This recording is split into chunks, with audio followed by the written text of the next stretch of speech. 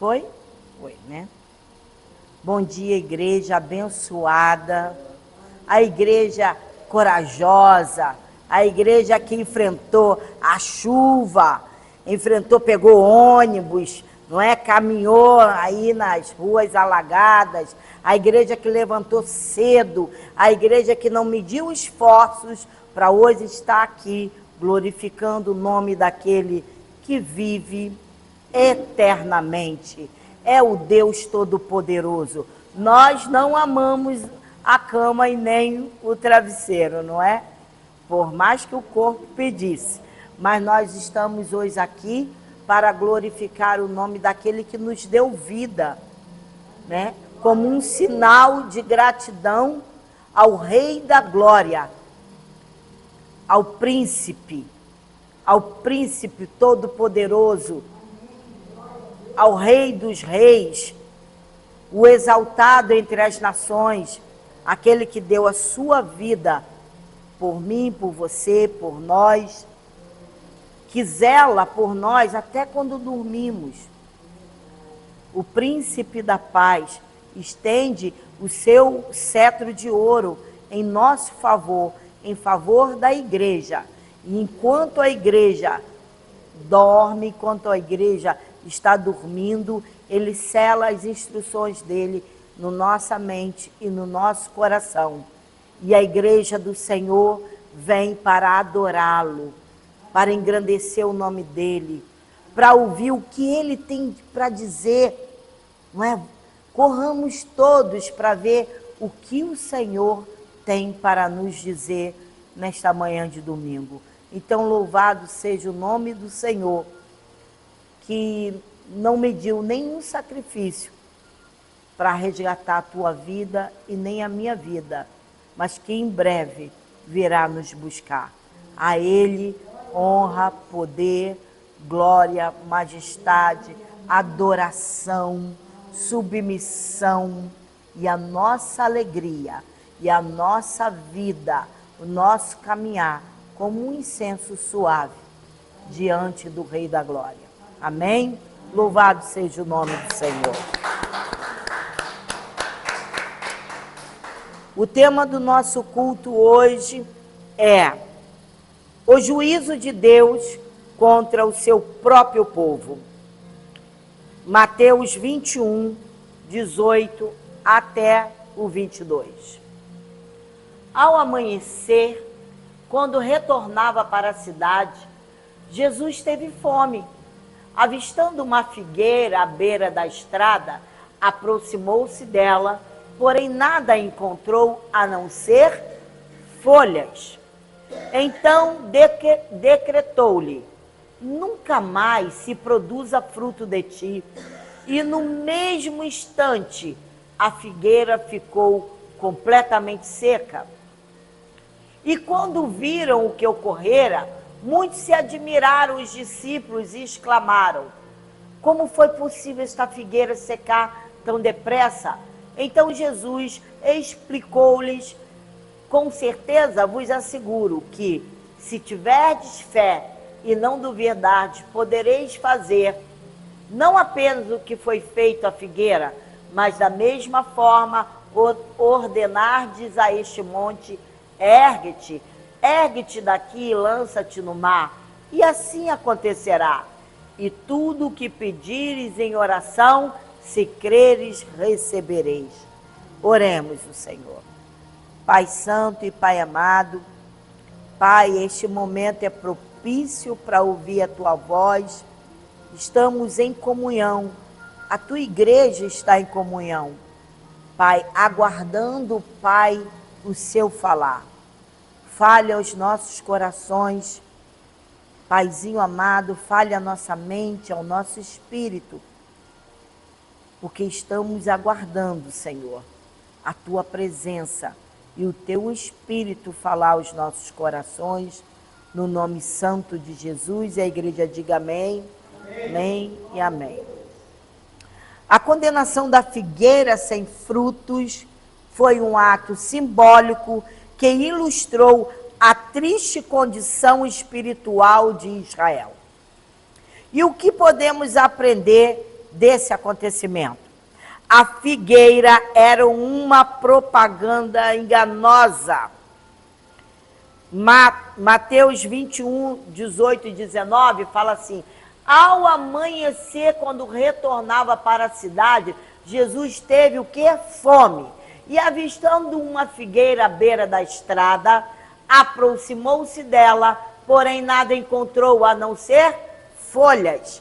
Então decretou-lhe: nunca mais se produza fruto de ti. E no mesmo instante, a figueira ficou completamente seca.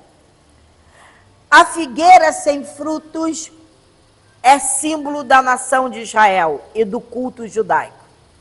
Tinham pompas, mas não vida. Tinham rituais, mas não comunhão com Deus. Tinham sacerdote, mas não homens de Deus. Então, o eixo central dessa passagem é a condenação da profissão da fé sem prática. Então, ouçam, o eixo central dessa passagem é a condenação da profissão de fé sem prática. Ou seja, estou saindo para a igreja gloriosa, toda arrumada, porém cheia de folhas, verde, porém sem frutos. Sem nenhum frutos, somente aparência. O que eu quero dizer com frutos é ter vida com Deus, vida com Jesus, vida de oração, vida de consagração. A vida com Jesus não é uma balela. A vida com Deus é responsabilidade, é se tornar melhor, ser transformado de dentro para fora. Então, assim são os que aparentam ser verdadeiros cristãos, mas não têm, mas só de aparência. O fato é que está cheio por aí assim. Mas nós não queremos ser assim. Porque se você é uma pessoa que tem o hábito de mentir, nós vamos pelo que é mais comum. A pessoa mentirosa, que diz que é de Jesus, não pode ser de Jesus. Mas por quê, pastora? Porque Jesus, a palavra de Deus diz assim, Jesus é a verdade. Então, de posse disso, se eu vivo mentindo, criando histórias espetaculosas, eu não tenho parte com Jesus. Porque Jesus é vida. Então eu estou com a Bíblia na mão, cheia de folhas. Não, aquela mulher, aquele homem ali, homem e mulher de Deus, é nada. É só aparência. Jesus ainda diz assim, pelos frutos conhecereis a árvore. A figueira tinha fruto? Nenhum. Só folhas. E a figueira, quando dá fruto, ela dá embaixo das folhas. Ela não dá para aparecer. Ela dá embaixo das folhas. Então, as folhas, quando são retiradas, se veem os frutos. Mas ali tinha uma propaganda enganosa. Era só folhas. Aí o que Jesus falou? Nunca mais nasça fruto de ti. Nem você e nem eu queremos ouvir isso. São profundos na especulação teológica, querem falar bonito, eles vão lá e estudam, mas são estéreis, não tem vida, não produz, não dá a luz ao Evangelho. Parecem vivos, mas estão mortos. Mesmo assim, tocam trombetas e anunciam frutos que não possuem. Então houve uma investigação meticulosa da parte de Jesus. Mateus, não, está aqui, pode deixar aqui. 18 até o 19. Ao amanhecer, quando retornava para a cidade, Jesus teve fome. Então, avistando uma figueira à beira da estrada, aproximou-se dela, porém nada encontrou, a não ser folhas. Jesus foi lá. Ele foi lá ter com a figueira. Ele foi investigar se nela havia frutos. Deixa eu falar, não é diferente conosco. Ele chega à tua presença para ver se você tem frutos. Então decretou-lhe: nunca mais produza fruto de ti. E no mesmo instante a figueira ficou o quê? Completamente seca. Então Jesus sonda os corações. Jesus tem o direito de procurar frutos em nossas vidas. Vai lá, alguma fé genuína, Jesus procura na nossa vida. Algum amor verdadeiro e algum fervor na oração. As coisinhas básicas que eu coloquei. Mas Jesus, ele vai lá para investigar você e a mim. Deixa eu ver. Se ele não encontrar frutos, não ficará satisfeito. Aquela árvore estava fazendo propaganda de algo que não possuía. Sabe aquele chamado cristão, que se arruma feito o cristão, mas que de repente você tem a notícia, má notícia, de que por trás da Bíblia, por trás da roupa dele, ele comete adultério, ele é mentiroso, ele adultera, ele passa a perna nos outros. Então, amados, olha, eu pergunto, Jesus tem encontrado fruto na sua vida? Olha, o Pai, ele é glorificado quando produzimos muitos frutos. Quer ver João 15:8 diz assim: o que glorifica meu Pai? Olha o que Jesus fala para a igreja. O que glorifica meu Pai é que deis fruto em abundância. E assim sereis o quê? Verdadeiramente meus discípulos. Compreendam isso. A nossa vida não pode ser de qualquer maneira. Eu sei que cada um aqui tem seus compromissos em casa, com a família. Comigo não é diferente. Mas, queridos, nós precisamos dar frutos para Jesus. Porque vai chegar o momento que ele vai chegar perto de você e vai avistar suas folhas, mas ele, quero ver se tem fruto aí debaixo dessas folhas. As folhas estão verdinhas, mas aí ele vai falar assim: não vai mais enganar ninguém, seca agora, seca tudo, seca a folha, raiz, tronco, tudo, e nunca mais nasça frutos de ti. Então, amados, a condenação, ela é muito dolorosa. Mateus 21, 19 e 20 diz assim: avistando uma figueira à beira da estrada. Imagina você, se você é uma figueira à beira da estrada. Eu estou falando isso para que você se coloque na posição que Deus quer que você esteja.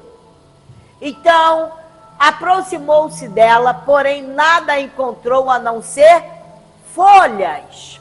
Então decretou-lhe: nunca mais se produza frutos em ti. E no mesmo instante a figueira ficou completamente seca. E quando viram o que ocorrera, muitos se admiraram. Os discípulos exclamaram: como foi possível esta figueira secar tão depressa? Porque Jesus foi lá. Ele foi lá. Jesus usou esse fato para ensinar sobre o fracasso da nação de Israel. Ela poderia ter muitas folhas que o povo admirava, mas nenhum fruto que a alimentasse, que alimentasse o povo. Nenhum fruto que o alimentasse. Nós precisamos alimentar a nossa família.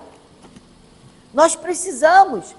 Não pense que dar frutos é ir para fora, para a rua. É também para quem tem esse glorioso chamado de evangelismo. Mas os frutos começam no nosso lar, do bom testemunho, na caminhada com Jesus, na submissão ao Rei da Glória, a falar não para o pecado, a uma vida de oração, a cuidar dos nossos sem lamentação. Nós ficamos cansados, mas no outro dia Deus renova nossas forças. E Deus tem nos dado esta oportunidade de cuidar da nossa família debaixo da palavra dele. Jesus decretou uma dupla condenação à figueira. Amados do Senhor, ele decretou uma dupla condenação à figueira sem frutos.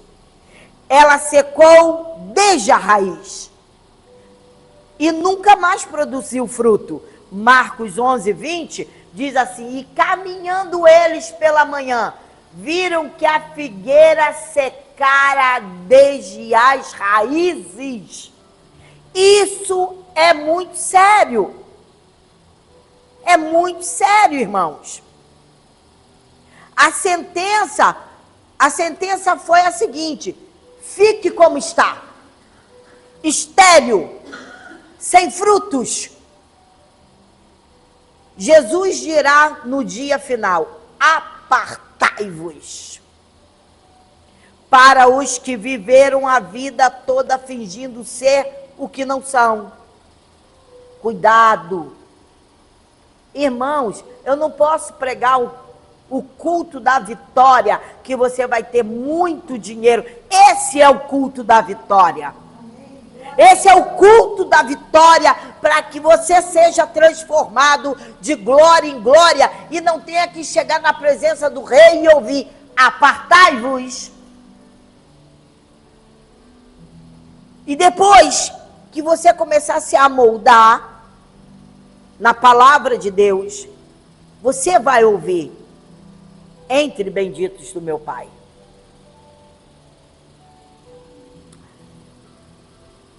O juízo de Deus contra o seu próprio povo é inevitável. Amós 2, do 13 ao 16, fala assim: agora, pois, eu vos triturarei em vossa própria cidade, como uma carroça esmaga os pedregulhos, quando passa pelo caminho carregada de trigo. Sendo assim, o mais esperto não escapará, tampouco o forte não conseguirá reunir as suas forças, e ao guerreiro não lhe será possível salvar a própria vida. O arqueiro não manterá a sua posição, o que corre não se livrará, e o cavaleiro não poderá salvar a si mesmo. Aquele terrível dia, o mais corajoso entre os valentes fugirá completamente despidos, assevera o Senhor. Palavra do Senhor. Isso não é para brincar. Se Deus julga a iniquidade das nações por terem pecado contra a luz interior, o que é a luz interior? Consciência. A nossa consciência, que, Romanos 2, 12, 14 e 15, pois todos que sem a lei pecaram, sem a lei também perecerão, e todos os que pecarem sob a lei pela lei serão julgados.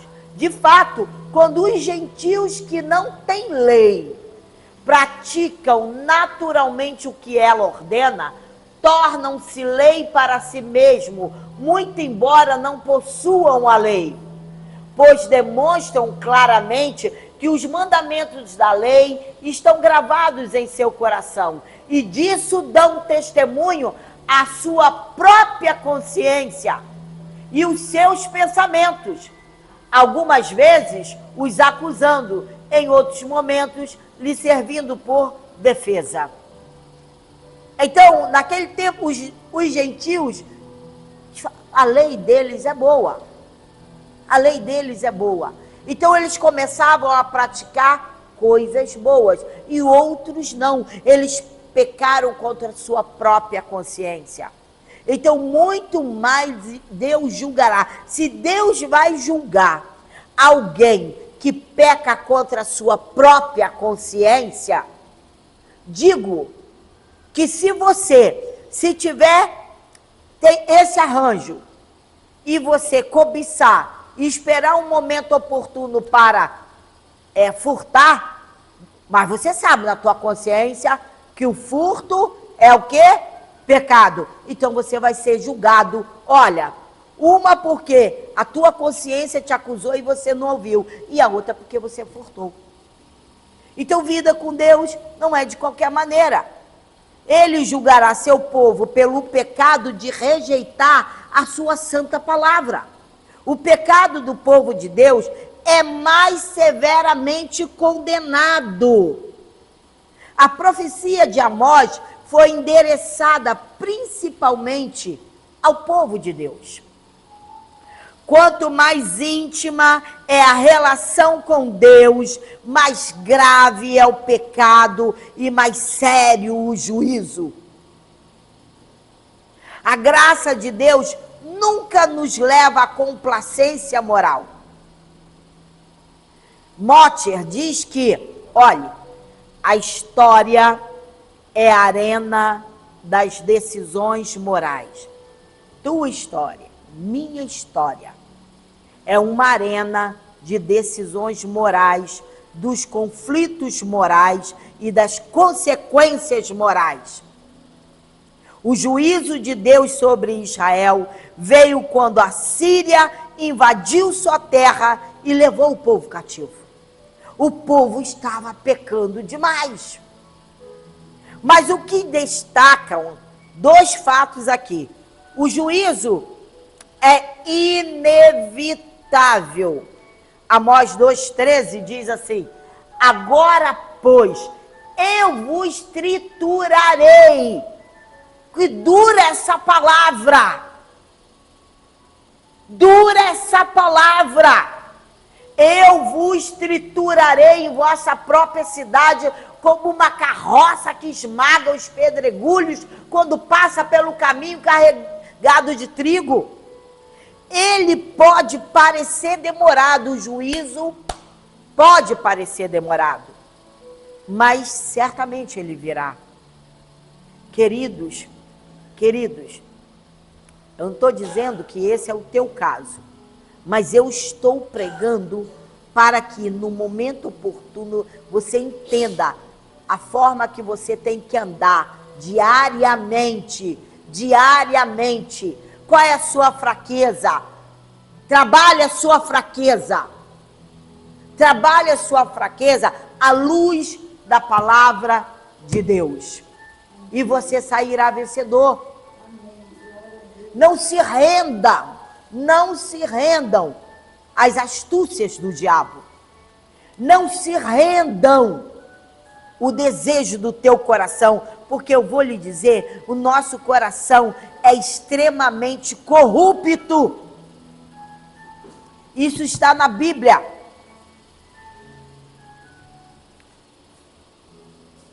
A fuga é impossível. A fuga do juízo de Deus é impossível.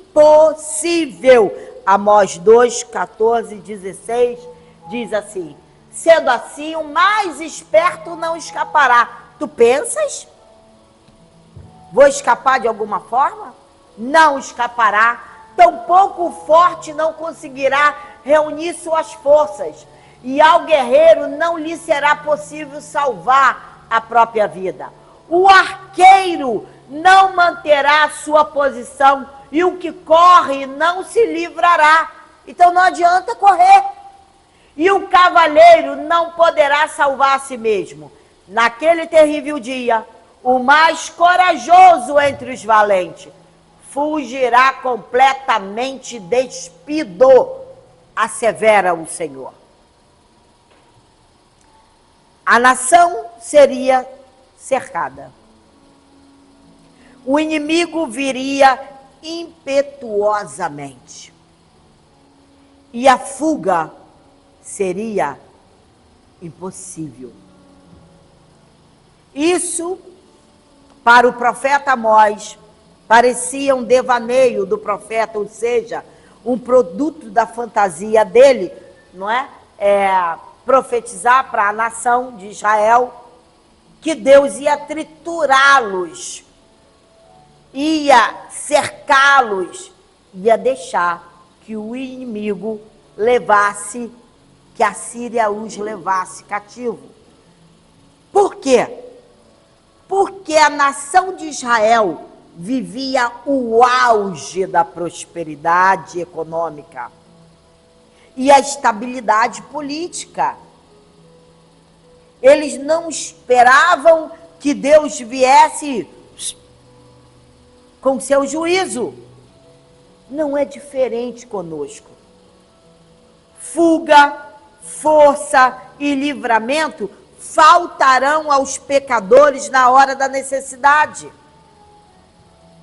Irmãos, nós não temos mais tempo de ficar cantando por todos os lados, eu sou abençoado, porque nós já sabemos disso, que por todos os lados nós somos abençoados. Aonde mora a dúvida, você precisa cantar isso? Você é abençoado com todas as sortes de bênçãos espirituais nas regiões celestiais. Então quer dizer que tudo já está prontinho para você e para mim. A bênção existe. O banquete está pronto, a mesa está posta. Mas espera aí, você vai receber sim, quando você começar a se moldar segundo Deus, segundo a sua palavra. O arqueiro adestrado, o soldado de infantaria, o cavaleiro verificarão que a sua destreza de nada vale nessa caminhada. Até os mais valentes dentre os poderosos só terão condições de se salvar a própria vida. Amós 2,16, que fala, naquele terrível dia, o mais corajoso entre os valentes fugirá completamente despido, assevera o Senhor. Em suma, ninguém escapará do exército assírio quando ele vier para executar os propósitos divinos de juízo contra o povo pecaminoso. A vara da disciplina de Deus cairá e ninguém poderá evitá-la, nem naquele terrível dia. E você pode gritar, errei, errei, errei. Pequei, pequei, pequei.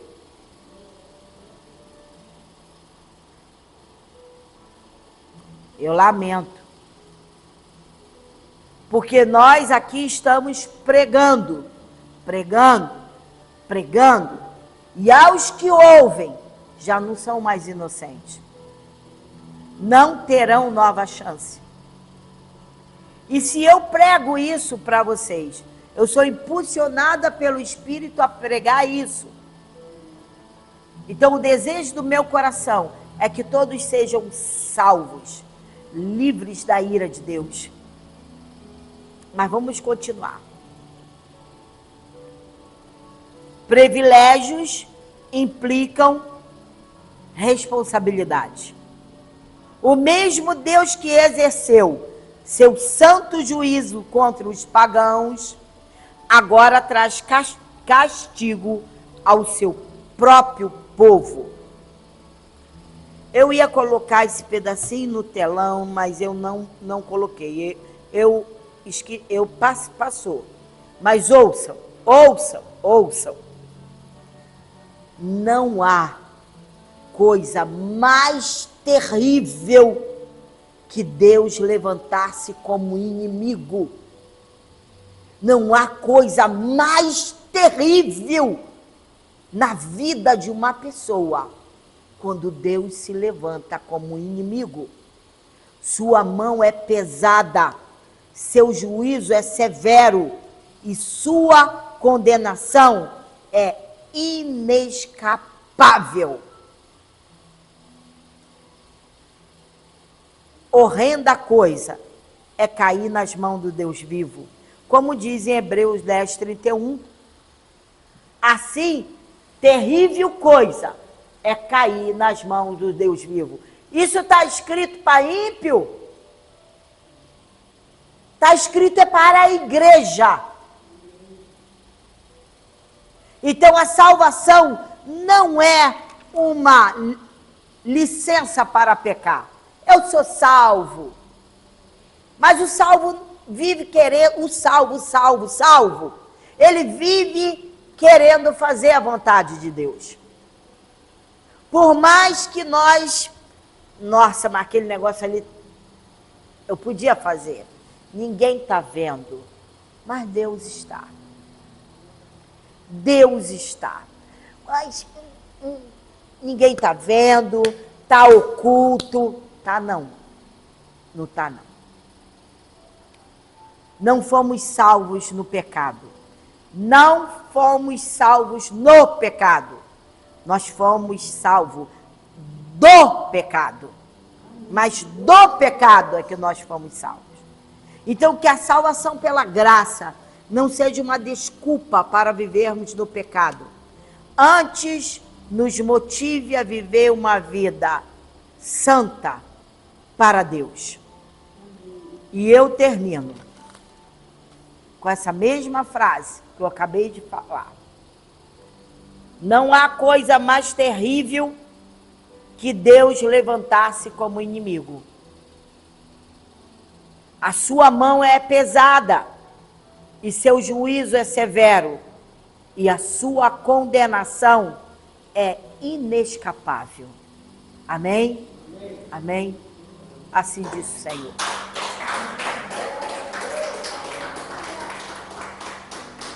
Curve a sua cabeça.